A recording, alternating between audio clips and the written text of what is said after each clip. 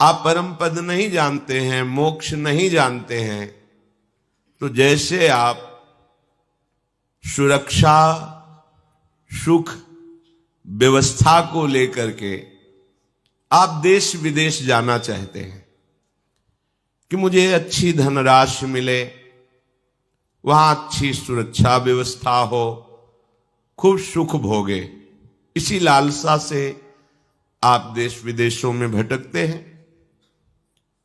तो आप परम पद को ऐसा समझिए, वो ऐसा देश है जहां दिव्य महल है, दिव्य कुंज निकुंजे हैं, और आपको वहां ऐसी देह की प्राप्ति होगी जिस पर काल का अधिकार नहीं है। यहां तिनके से लेकर ब्रह्मा तक सब काल कवलित हैं, काल ग्रसित हैं, सबका प्रतिक्षण जीवन नष्ट हो रहा है, प्रतिक्षण शरीर बदल रहा है, परिवर्तनशील नाशवान यहां सब कुछ है। और वहां आपको ऐसे देह की प्राप्ति होगी जिसमें काल की कोई भी चाल नहीं चल पाएगी, चिदानंद देह, ऐसा महल जहां समस्त ऋतुएं अपने आप सुख प्रदान करती हैं। जब जो ऋतु की चाह हुई वही ऋतु अपना प्रभाव, और वो ऋतु भी चिदानंद, प्राकृतिक नहीं। भोजन दिव्य अमृत रस से पगा हुआ, प्यारी जू प्यारे जू की उच्छिष्ट से युक्त महाअमृत दृश्य भगवान शंकर और नारायण भी ललचाते हैं, ऐसा दृश्य। शिव श्रीपति यद्यपि ललचाही, मन प्रवेश तिन्हों को नाही, निगमागम की कौन चलावे, महाविष्णु के मन नहीं आवे। यारस को तबही अधिकारी, कृपा करें जब राधा प्यारी। वो कृपा हो गई है, नहीं आप वृंदावन में प्रवेश भी नहीं पा सकते, मन से भी नहीं सोच सकते। अगर आप तन से वृंदावन आए हैं तो महारानी लाडली जो आप पर कृपा कोर कर दी, श्री राधिका कृपा बिन सबके मनन अगम्य, कृपा है आपके ऊपर। सुख के लिए तुम भागते हैं तो तुम्हें ऐसे सुख की प्राप्ति होगी जहां सुख समुद्र स्वयं प्रभु श्री कृष्ण और प्रेम समुद्र का सार लाडली जू प्रतिपल दुलार करती हैं अपने शरणागत को। दासी वत्सला कर ही राधा, ऐसे अपने घर वाले होंगे।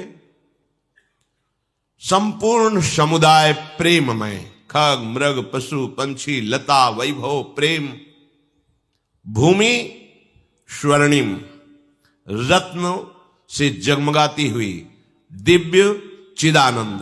दिव्य चिदानंद जैसे ब्रजलीला में नंदोत्सव हो रहा है तो 84 कोस के सब ब्रजवासी जन पधारे हुए। कितना बड़ा होगा घर बाबा का, नंद बाबा का आंगन कितना बड़ा होगा, पर वो चिदानंद है तो संपूर्ण ब्रजवासी समा गए पर आंगन खाली ही रहा। यह है चिदानंद चमत्कार। वहां कभी मरना नहीं है, बुढ़ापा नहीं आना, हर समय नव किशोर शरीर रहेगा। किसी कामना की जलन नहीं, बिना कामना के महासुख लुटता घूमता है। अष्ट सिद्धियां नौ निधियां ऐसे मारी घूमती हैं। मोक्ष भटकता रहता है, कोई स्वीकार नहीं करता। वहां चलने की तैयारी कर रहे हैं। आप समझो इसी सुख के लिए तो आप कहां जाएं, बोले अमेरिका जाएं, अमुक जगह जाएं, वहां अच्छा धन मिलेगा, अच्छी व्यवस्था मिलेगी। ये सब नाशवान है। हम तुम्हें निकुंज देश का परिचय देते हैं जहां माया काल कबहु नहीं व्यापे, इनकी पहुंच ही नहीं है। दुख अशांति क्लेश जन्म मृत्यु भय शोक विषाद हर्ष, इनका प्रवेश ही नहीं है। ऐसे देश की बात करें, वो निकुंज देश है। जो आप चाह रहे हो उसकी संपूर्ण बहुतायत वहां मिलेगी। बस चलने की ठान लो। चलने की ठानने का तात्पर्य है अंदर से आपको तैयारी करनी होती है। जैसे आप अब भाई हम अमेरिका में रहेंगे तो उसके लिए हमें परिचय बढ़ाना पड़ेगा जो हमें अमेरिका का पास दिला दे। फिर हमें अर्थ की व्यवस्था करनी होगी जो वहां हम मकान खरीद सके, वहां अपनी व्यवस्था कर सके। हमें योग्यता चाहिए कि हम वहां कुछ कर सकें। बस ऐसे ही कुछ समझ लो। भगवत प्रेमी महात्माओं से परिचय बढ़ाओ, ये निकुंज का पास दिलवा देंगे। वहां के लिए धन इकट्ठा करो, परम धन राधा नाम। अपने भारत का पैसा रुपया भारत में चलता है, विदेश में जाओगे बदलना पड़ेगा, वहां का पैसा यहां बदलना पड़ेगा। तो निकुंज का जो पैसा है, धन है, वो परम धन राधा नाम। कितना राधा नाम एकत्रित किया उतने ही आपको लाभ मिलेगा। हमें निकुंज में अपनी जगह बनानी है। तो आचार्य चरणों का आश्रय लेकर प्रियालाल का जब जश गाते हैं तो राधिका श्याम प्रसन्न भय, तब नित्य समीप सुख चिले, हरिवंश समीप सदा तिनके, सुख संपत्ति दंपति जो जिनके। महासुख, उपासना की चरम सीमा, बिहारी बिहारिंजू के चरणों की आराधना, उपासना का परम फल, बिहारी बिहारिंजू के निकुंज में प्रवेश पा जाना। मोक्ष पदवी जैसे तरंग समुद्र में लीन हो गई, अस्तित्व ही खत्म हो गया। लेकिन प्रेम पदवी समीप रहते हुए, अभेद भाव होते हुए भी प्रेम का भेद स्वीकार करके महासुख का विलसन होता है। इसलिए हमें अवसर मिला है दुख से निवृत्त होने का। आप नहीं परम पद चाहते, मोक्ष चाहते, तो आप ये तो चाहते हैं ना मरू ना, सदा सुख मिले, ऐसे विश्वसनीय प्रेमी मिले जिनके गोद पर हम सर रखकर चैन से सो सके, मुझे कोई शंका ना हो, भय ना हो। वो एक ही स्थान है प्यारी जू प्यारे जू के गोरे सांवले चरणारविंद। मान लीजिए, निर्भय हो जाओगे, परम सुखी हो जाओगे। ये चक्र खत्म हो जाएगा जन्म मृत्यु का। श्री वृंदावन धाम दिव्य चिदानंद भूमि है, यही भूमि है। बस हमारे नेत्र माया से मलिन हो चुके हैं, पवित्र हो जाएं, हित के नेत्र खुल जाएं, प्रेम नेत्र जागृत हो जाएं, तो हमें इसी वृंदावन में दिखाई देगा कुंज निकुंजे, प्रिया प्रीतम और दिव्य सहचरियां कैसे श्री लाडली लाल को दुलार करती हुई महासुख में निमग्न है। ये महाप्रेम है। बढ़ो आनंद मोद सबके, महाप्रेम सुरंग रंगी, और न कछु सुहाए तिनको, जुगल सेवा सुख पगी। कैसा होगा जब मरने का भय नहीं होगा, शरीर छोड़ने का भय नहीं होगा, या हम जिससे प्यार करते वो बिछुड़ जाता है, क्या प्यार करें? शरीर से प्यार किया वो मर जाता है। जिससे प्यार करते सब काल के ग्रास बने हुए हैं, कब छूट जाए पता नहीं। यहां जो मेहनत करके धन संपत्ति एकत्रित करते हैं वो यही पड़ी रह जाती है, खाली हाथ यहां से जाना होता है। कितना धोखा है हमारे साथ, इसलिए सावधान हो जाओ।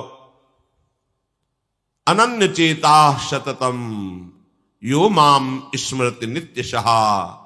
भगवान आदेश कर रहे हैं, तुम्हारा एक कार्य है, तुम मेरा केवल अनन्य चिंतन करो, मेरे नाम का निरंतर जप करो, मेरी लीलाओं का गायन करो, मेरी लीला कथा का श्रवण करो, मेरे भगवत प्रेमी जो महात्मा जन उनका संग करो, मेरी सेवा स्वीकार करो, तो इसी जन्म में तुम भगवत प्राप्त हो जाओगे।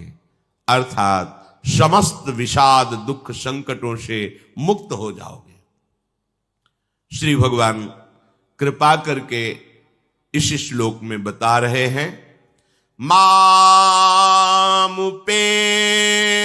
पुनर्जन्म दुखालयम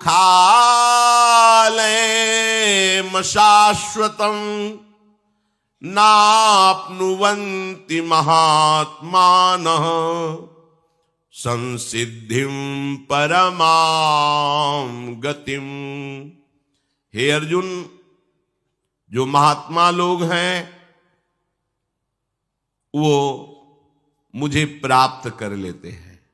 कल के सत्संग में कहा था सब महात्मा हैं, पर अपने स्वरूप को भूल करके देह भाव से युक्त होकर दुराचरण, गलत आचरण, दुर्वासना, दुष्चरित्र, इसके कारण हमको महात्मा पदवी से हटा दिया गया। नहीं, सब उस महान परमात्मा के अंश है, सब समान हैं, सब महात्मा हैं, पर अपने स्वरूप को भूलकर विषयों में रति करने के कारण हमारी दुर्गति हो गई। हम महात्मा पदवी से हट गए। नहीं, महात्मा हमारा स्वरूप है। वो महान परमात्मा ही हमारी आत्मा के रूप में स्फुरित हो रहा है, वही महात्मा है, वही महापुरुष है, हमारे हृदय में बैठे हुए हैं। हम उनको भूल करके बाहर मित्र बना रहे हैं, बाहर शत्रु बना रहे हैं, बाहर अच्छा बुरा देख रहे हैं, बाहर दुख सुख अनुभव कर रहे हैं। बस यही द्वंद्व हमें पीस रहे, नष्ट कर रहे, हम जान नहीं पा रहे। हे अर्जुन, महात्मा लोग मुझे प्राप्त करते हैं। महात्मा कौन? जो संसार से विमुख होकर भगवान के सन्मुख होकर जितने कार्य हैं वो सब प्रभु के लिए करता है और अभ्यास करता है, बराबर नाम चलता रहे, उसे ही महात्मा कहते हैं। भगवत चिंतन परायण, सर्वत्र भगवत दर्शन की भावना ही महात्मा का स्वरूप है। वासुदेवा सर्वम इति सा महात्मा सुदुर्लभा। सा महात्मा वो महात्मा है कौन? जो सब जगह अपने आराध्य देव को देखते हुए निरंतर भजन परायण है। चाहे गृहस्थ हो, विरक्त हो, जवान हो, बूढ़ा हो, कोई भी हो, किसी को भी ये ज्ञान प्राप्त हो सकता है, क्योंकि शरीर अवस्था से ज्ञान का कोई लेना देना नहीं। हम तो बहुत जन्मों से भटक रहे हैं, बहुत शरीर छोड़ रहे हैं, पर हम तो वही है ना, हम तो पुराने ही है ना, नए शरीर है, कपड़े की तरह हम बदलते रहते हैं।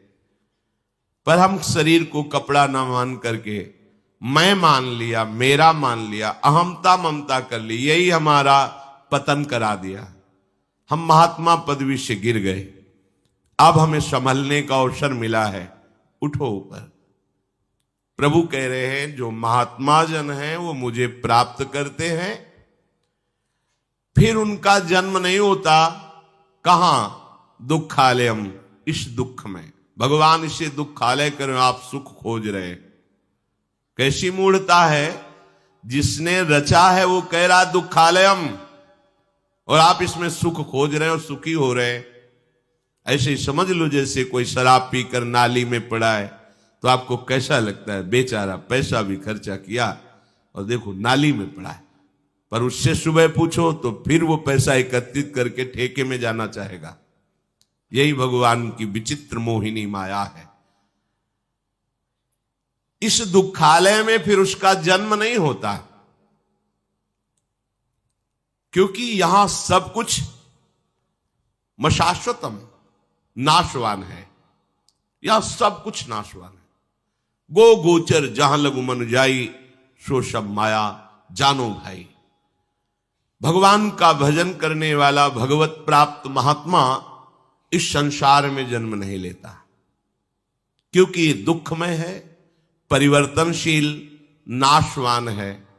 इसलिए गताह, वो मेरे ऐसे परम पद को प्राप्त होता है जहां पुनः आना नहीं होता। यद्गत्वा न निवर्तन्ते तद्धाम परमम मम, वो मेरे परम धाम को प्राप्त होता है जहां जाने के बाद फिर लौटना नहीं होता। मामुपेत्य पुनर्जन्म संसिद्धिम परमाम गतिम। श्री भगवान कह रहे हैं एक बार प्रयास करके ऐसा भजन करो कि तुम्हें भगवत प्राप्ति हो जाए। प्रभु को तत्व से जान लेना या प्रभु का दर्शन कर लेना, दोनों एक ही बात है। दोनों से एक ही बात है। तत्व से जान लोगे तो जीवन मुक्त हो जाओगे, और भगवत दर्शन कर लोगे तो प्रेमी बन जाओगे। दोनों का फल एक ही है, संसार बंधन से मुक्त होकर महासुख में निमग्न होना। पुनर्जन्म धारण करना बहुत कष्टप्रद है। चाहे जिसका शरीर हो, मनुष्य का हो, पशु पक्षी का हो, किसी भी प्राणी का हो, महान दुखमय होता है शरीर धारण करना। इसीलिए भगवान इसे दुखालय कह रहे हैं। मरने के बाद अपने कर्म के अनुसार प्राणी जब मां के गर्भ में जाता है तो वो एक जेर में लिपटा होता है, झिल्ली में, और अंदर बहुत ही घृणित पदार्थ भरे होते हैं जिनको आप देखना भी पसंद नहीं करेंगे। उसमें वो कीड़े की तरह जीवात्मा शरीर धारण करके रहता है। जब उसको प्रसव वायु बाहर के लिए ढकेलती है, जेर से निकलता है, इसमें लिखा हुआ है जैसे किसी की जिंदा चमड़ी उतारी जाए तो कितना कष्ट होता है, ऐसे उसको कष्ट होता है मां की गर्भ से बाहर निकलने में, उस जेर से बाहर निकलने में। जो श्री भगवान का भजन नहीं करते उनकी क्या गति होती है? भगवान ने बताया कि जो महात्मा जन हैं वो मेरा भजन करके मेरे को प्राप्त होते हैं, उनका पुनर्जन्म इस संसार में नहीं होता। पर जो प्रभु से विमुख हैं, ध्यान से सुनिएगा, जो प्रभु से विमुख हैं, भजन नहीं करते हैं, भगवान के चरणों का आश्रय नहीं लिए हैं, उनकी क्या दुर्गति होती है, उनको कितना कष्ट भोगना पड़ता है। तस्य जनो नूनम नायम वेदोरु विक्रमम काल्यमानोपि बलिनो वायोरिव घनावली। पहले तो समझ लो कि ये काल किसी का मित्र नहीं है, किसी का शत्रु नहीं है, या किसी से प्यार नहीं करता, समय आने पर सबको नष्ट कर देता है। ये बड़ा बलवान है काल, आज तक इसे कोई अधीन नहीं कर पाया। ये सब का नाश करने पर तुला हुआ है। देखो ना, जरा सी भूमि हिली, हजारों लाखों लोग मर गए, निर्दयी काल को दया भी नहीं आती। आराम से मुस्कुराते हुए हंसते हुए गाड़ी में जा रहे हैं, सामने से ऐसा, सब नष्ट, मर गए। एक काल किसी को नहीं बख्शता। पहले समझ लो, तुम जो मत वाले हो रहे हो, शास्त्राज्ञा का उल्लंघन करके भजन नहीं कर रहे हो, काल के निशाने पे हो, रौंद दिए जाओगे। ये दयालु नहीं है, बिल्कुल इसको दया नहीं है। ये पुत्र से पिता की मृत्यु करा दे, मां से पुत्र की मृत्यु करा दे। देखो ना, मां गर्भ में ही बालक की हत्या कर देती है। बड़ा बलवान है काल, किसी के वश में नहीं, किसी के अंकुश में नहीं, सब इसके अधीन है। वायु के द्वारा उड़ाया जाने वाला मेघ समूह जैसे बल को नहीं जानता वायु के, ऐसे ये चराचर जीव काल के बल को नहीं जानता है। भगवान स्वयं कपिल देव जी माता देहूति से कहते हैं, ये समस्त योनियों में भ्रमण करने वाले जीवों पर हर समय दृष्टि रखता है काल, और अवसर पाते ही सबका मिटिया मेट कर देता है। परिचय है भला इस काल से? कोई नहीं जानता इसको, इसके बल को कोई नहीं जानता। जीव प्रत्येक क्षण सुख की अभिलाषा से ही कार्य करता है। शास्त्र है, तुम्हारे मन की एक एक बात इसमें लिखी हुई है। प्रत्येक प्राणी जो भी चेष्टा करता है वो सुख के लिए करता है, चाहे चींटी ही क्यों ना हो, वो भी बड़े श्रम से एक दाना उठा करके घसीटती हुई जा रही है, केवल सुख की लालसा से। तुम जो जो कार्य करते हो सुख की अभिलाषा से, बड़े से बड़ा कष्ट उठा करके तुम उस क्रिया को पूर्ण करते हो, और काल ताक में लगाए हुए तुमको वहीं नष्ट कर देता है। देखो ना,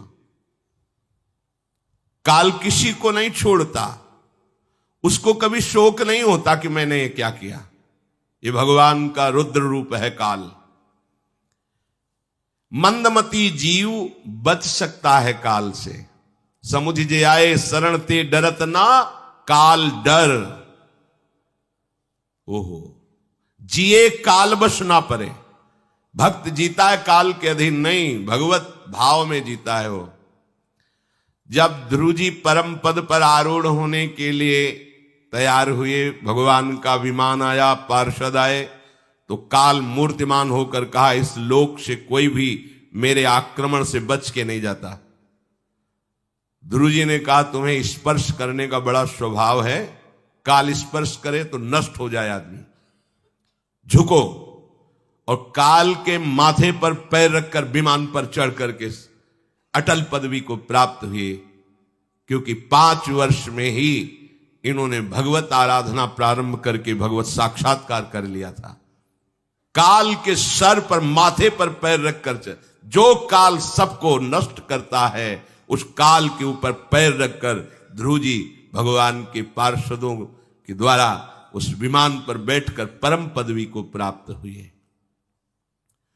तुकाराम जी विठ्ठल विठ्ठल विठ्ठल, केशव विठ्ठल विठ्ठल विठ्ठलाम, माधव विठ्ठल विठ्ठल विठ्ठलाम। नाम जप के प्रभाव से सबके बीच में विमान आया और सदैव भगवत धाम गए। सदैव काल कहीं रोम को भी नहीं छू पाया। सदैव मीरा जी श्री लाल बिहारी में समा गई द्वारिकाधीश। सदैव जगन्नाथ जी में महाप्रभु चैतन्य देव समा गए। काल की गति नहीं कि छू सके। जिए काल वशना पर, एक ही उपाय है, भगवान की शरण। और वो ये जीव मतिमंद जानता ही नहीं, वो अपने अहम में विचरता, मैंने इतना कमा लिया, ये कर लूंगा, काल सब एक क्षण में नष्ट कर देता है।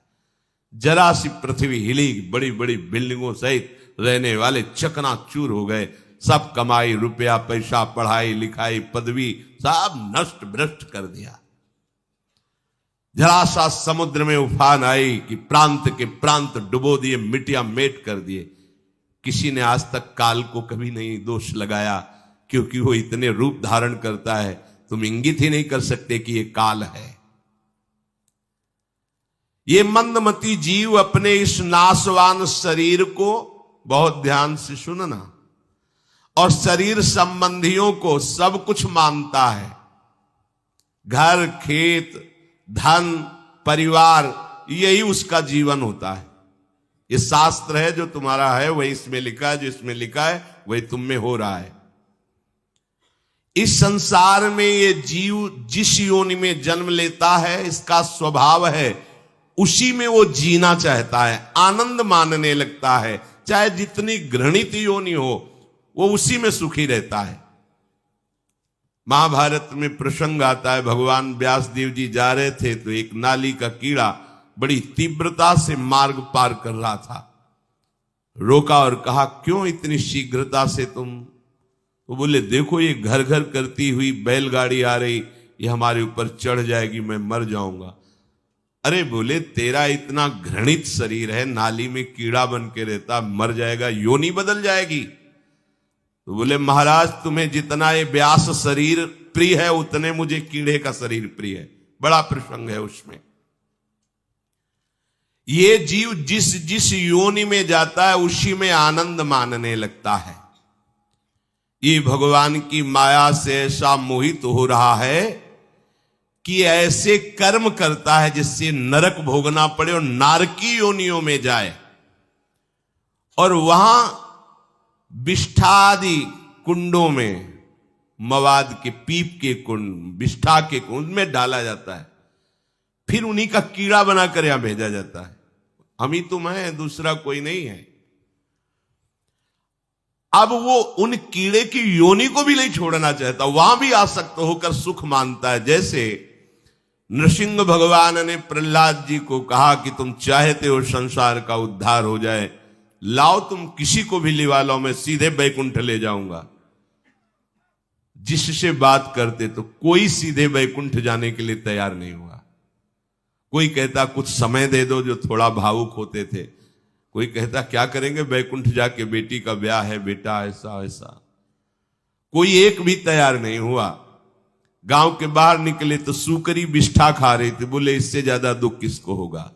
सूकरी से कहा भगवान प्रकट हुए, कह रहे हैं धाम चलो, चल बैकुंठ। तो बोले मिलेगा बिष्ठा।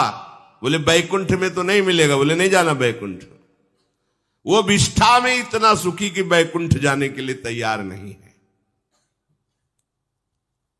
बिष्ठा आदि भोगों में ही वो सुख मान लेता है, छोड़ना नहीं चाहता। ये मूर्ख अपने शरीर को, स्त्री पुत्र गृह पशु धन बंधु बांधवों को इतना प्यार कर लेता है कि उसे लगता है कि बस ये सब हमारे समीप रहे, इससे बड़ा भाग्य मेरा और कोई नहीं हो सकता। अब इनके पालन पोषण की चिंता में इसका हृदय जलता रहता है। दुर्वासना से दूषित हृदय होने के कारण इसके हृदय में ज्ञान नहीं होता। परिवार का पोषण करने के लिए पाप करने लगता है, मनमानी आचरण, जैसे धन आवे वैसे।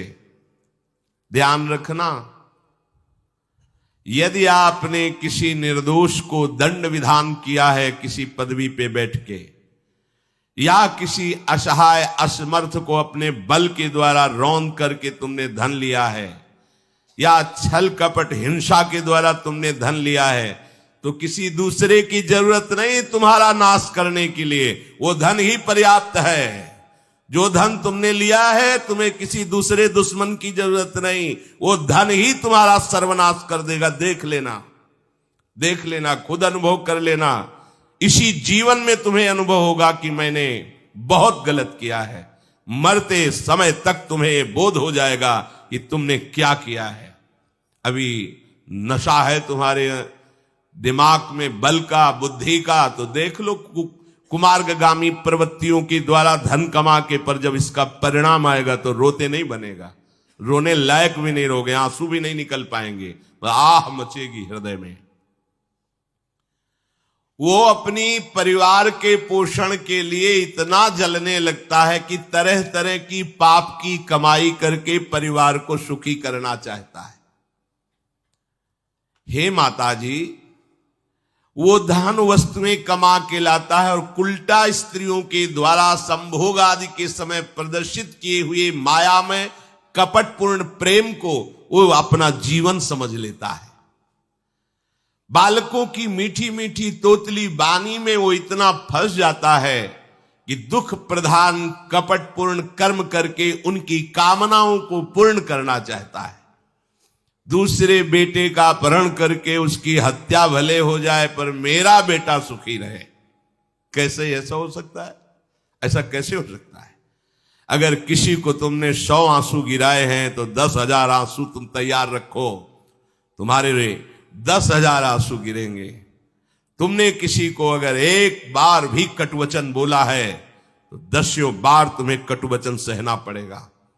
ये भूमि है, जैसे एक दाना फेंको तो सैकड़ों दाना पैदा कर देती, इसे कर्म भूमि कहते हैं। तुम्हारा कर्म बहुतायत होकर तुम्हें फल देगा, अच्छा या बुरा, जैसा कर्म किया है। अब वो सोचता है कि धन के द्वारा हम अपने और अपने परिवार के दुख का नाश कर लेंगे। इसी में वो सुख मानने लगता है कि एन केन प्रकारेण दंभ कपट पाखंड झूठ हिंसा दुराचार व्यभिचार, कैसे भी हो धन मिलना चाहिए। अब वो भयंकर हिंसा वृत्ति के द्वारा धन संचय करता है और अपने परिवार का पोषण करता है, जिसके फलस्वरूप उसके लिए नरक निश्चित हो जाता है। जीते जी ये अमुक नरक में जाएगा। जैसे कानून है, आप हत्या करोगे तो अमुक केस लगेगा, उसका परिणाम आपको फांसी या आजीवन सजा, ऐसी पहले से निश्चित है। ये कर्म करोगे तो आपको ये नरक मिलेगा, ये कर्म करोगे इतने कल्प तक। वहां वर्ष नहीं चलते, कल्प चलते हैं। स्वयं तो उनके खाने पीने से बचे हुए जूठे अन्न को खाकर सुख पाना, बच्चे का जूठा, परिवार का अच्छा लगा, मेरा परिवार, और वैसे ही दूसरे परिवार का नाश करके, हिंसा करके वो धन कमाता है। जब ऐसा कोई करता है तो बार बार प्रयत्न करने पर भी दुख हटता नहीं, दुख बढ़ता चला जाता है। लोभवश वो इतना अधीर हो जाता है कि उसे जीवन भार लगने लगा। अब क्या करूं, कैसे करूं? क्योंकि अधर्म के द्वारा कमाया हुआ धन कभी शांति प्रदान नहीं करता, सदैव दुख बढ़ाता रहता है, विपत्तियां बढ़ाता रहता है। मंद भाग्य, मंद बुद्धि वाला पूरा जीवन व्यतीत हो गया अधर्म करते हुए, अब आया बुढ़ापा, चिंता छा रही है, लंबी लंबी सांसें ले रहा है, कोई उससे बात नहीं कर रहा है। जिनका पालन पोषण किया है वही पुत्र परिवार उसको देखना भी पसंद नहीं करते। खूब खूब खास के थूकता है बुढ़ा, घर के बाहर सब गंदगी फैलाए है। अगर कहीं साइड में कमरा है, पिछवाड़े टाइप कहीं हो तो ऐसे रखे जाते बूढ़े बाड़े, इज्जत खराब होती, सामने ही प्रवेश होते, खांस रहे बैठे हैं, कोई उनका आदर नहीं करता। जैसे किसान बूढ़े बैल की उपेक्षा कर देता है, ऐसे परिवार वाले उसकी उपेक्षा कर देते हैं। फिर भी उसे घर से वैराग्य नहीं होता, हरि की याद नहीं आती। उसने स्वयं जिनको पाला था वही उसका निरादर करते हैं, पक्का। एक बिंदौर है यमुना के किनारे, फतेहपुर जिला, उस समय भ्रमण में थे, तो एक गांव की गली से निकलना पड़ा। तो कोई ऊपर से देख रहा था, वृद्धाया, बड़ा महल जैसा मकान बना था। स्वामी जी रुकिए रुकिए रुकिए, बोलिए क्या बात? मैं बहुत दुखी हूं, ये सब मैंने कमा के मकान बनाया है, मेरे बच्चे मुझे रोज गाली देते हैं, मारते हैं, अच्छे अच्छे पदार्थ बना के पाते हैं मेरे लिए, ऐसे ही क्या करूं?